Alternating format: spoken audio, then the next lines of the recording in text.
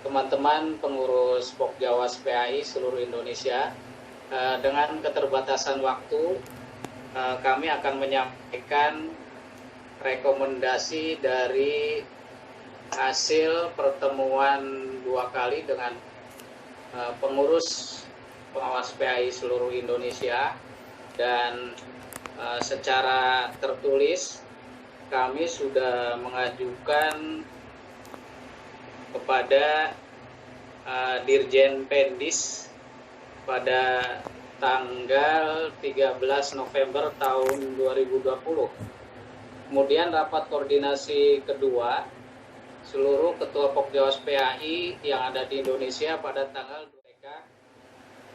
Teman-teman pengurus Pokjawas PAI seluruh Indonesia, dengan keterbatasan waktu, kami akan menyampaikan rekomendasi dari hasil pertemuan 2 kali dengan pengurus pengawas PAI seluruh Indonesia, dan secara tertulis kami sudah mengajukan kepada Dirjen Pendis pada tanggal 13 November tahun 2020.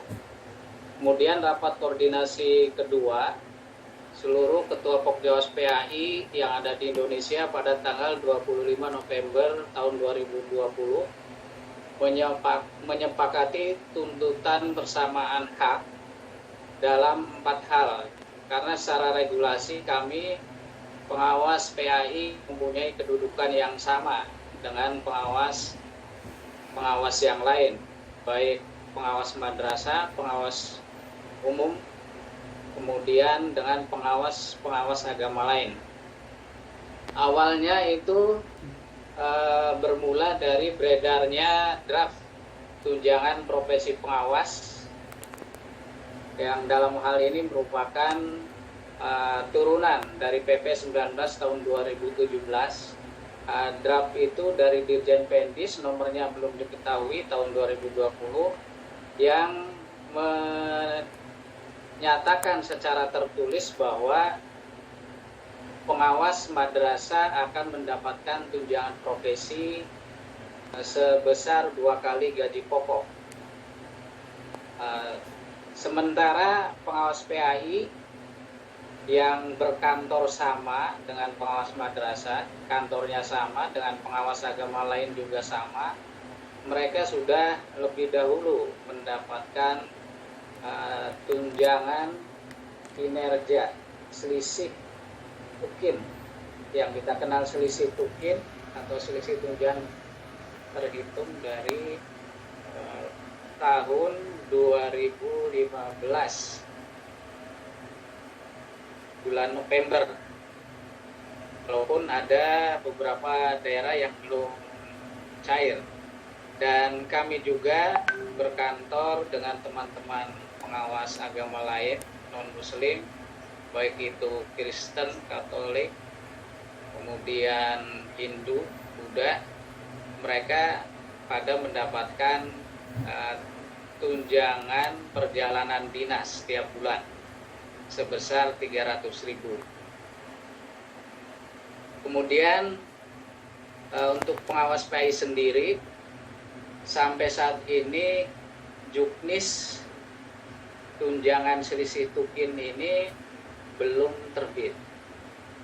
Kemudian yang ketiga adalah transport perjalanan dinas, operasional Pokjawas juga kami belum pernah mendapatkan, hanya beberapa daerah yang sifatnya tidak seragam, jadi lokal, tergantung bagaimana pendekatan pengurus Pokjawas kepada pejabat setempat. Kemudian yang terakhir adalah tentang manajerial PAI, padahal sudah terbit edaran Dirjen Pendis nomor 111/DJ.1/PP 02.2/03 tahun 2019 tentang pelaksanaan pengawasan akademik dan manajerial. Ternyata teman-teman pengawas di beberapa daerah sebagian besar mengalami kesulitan karena edaran Dirjen Pendis ini sepertinya kurang dihargai oleh pejabat setempat, dalam hal ini oleh Kemenag Kabupaten Kota ataupun bidang Pakis di Kanwil, sehingga pengawas yang ada di daerah tersebut mengalami kesulitan untuk mendapatkan pengawasan manajerial. Saya kira cukup sekian dengan keterbatasan waktu. Kami hanya menyampaikan amanat berdasarkan kesepakatan teman-teman bahwa kami menuntut persamaan hak dengan teman-teman pengawas yang lain. Demikian kami sampaikan, dan sekali lagi mohon maaf atas kekurangan. Terima kasih. Assalamualaikum warahmatullahi wabarakatuh. Winung itu mengharapkan ada semacam sistem yang terpadu ya dalam pengusulan. Halo?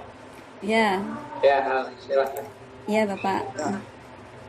Ya, jadi ini dalam aplikasi Simpasi 5 yang tinggal menunggu KMA katanya belum terkoneksi dengan Dupak. Ini sebenarnya semester pertama tahun depan masih harus menghabiskan dulu Dupak sekitar 200 usulan. Usul Dupaknya, Bu. Jadi ini tahap lah kita. Dan down di kami itu 200 Dupak yang mau diproses, dan kita menyiapkan atau penyusunan di Dupak versi PAI-nya. Kita kan sudah berkoordinasi dengan Biro Kepegawaian tentang rencana ini, dan sudah kita masukkan anggaran pembuatan Dupak itu tahun 2021. Kegiatan peningkatan kapasitas pengawas madrasah yang tercover oleh bantuan dari Bank Dunia.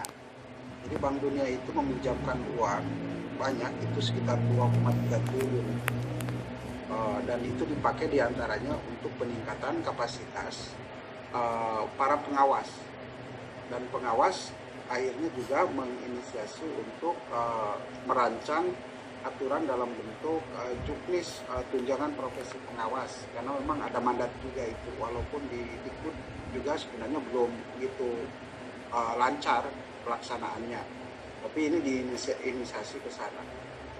Nah, betul, saya setuju. Jadi kalau aturan nanti bisa mencakup PAI. Jadi memang diharapkan nanti saya segera koordinasi dengan Pak Jen, Direktur GTK, itu kalau aturan supaya tercakup dua-duanya. Jadi itu yang pertama, soal di situ memang ada ternyata di GTK. Akan terus kita dorong isu ini supaya betul-betul bisa mengembirakan penjamin mutu di Kementerian. Bapak Ibu sekalian, dipersilakan untuk bisa memberikan pertanyaan kepada Pak Direktur. Mungkin ada beberapa isu yang belum terangkat di sini yang bisa disampaikan.